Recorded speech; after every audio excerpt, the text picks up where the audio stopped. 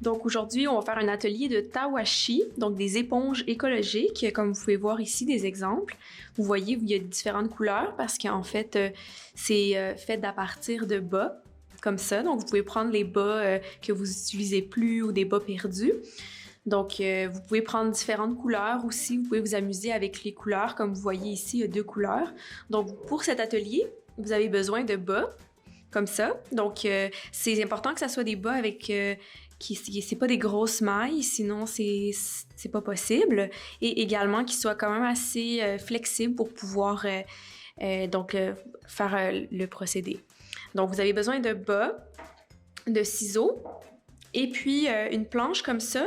Donc une planche en bois que vous pouvez rajouter ici des clous. Donc vous en avez besoin de environ 5, ou ça dépend si vous voulez faire une petite éponge, vous pouvez en mettre moins de clous, mais je vous dirais 5 par 5, comme ça. Puis là, vous en mettez tout autour.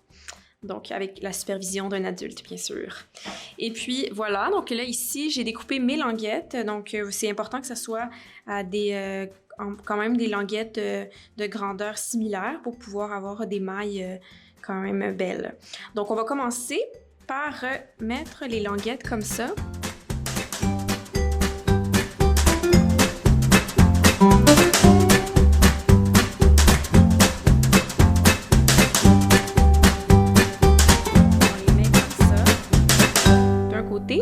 Puis après, on va mettre la couleur opposée, donc de l'autre côté. Puis ici, on va essayer de le mettre par-dessus, vous voyez. On va le mettre par-dessus, comme ça, et après, on va en dessous. Donc par-dessus, en dessous et par-dessus. Et puis la deuxième, donc c'est la même chose, sauf que là, ici, on l'a fait par-dessus. La deuxième, on va le mettre en dessous.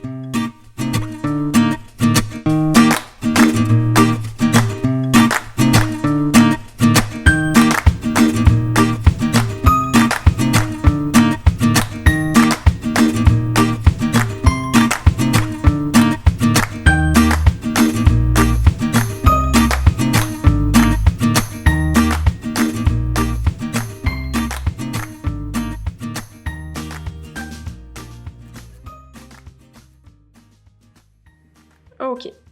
Donc là, on a fini notre première étape, donc la deuxième. Donc, toutes les languettes sont mises. Maintenant, c'est le temps d'assembler les languettes. Donc, ce qu'on va faire, c'est qu'on va choisir un côté, peu importe lequel. Et puis là, on va commencer avec la main gauche. Donc, on va prendre une languette comme ça. Et puis, la deuxième, on va aller la mettre à l'intérieur. Puis là, on garde cette deuxième languette dans nos mains et on fait la même chose après. Donc, on prend la languette, on la met à l'intérieur et on fait le tour de cette façon-là.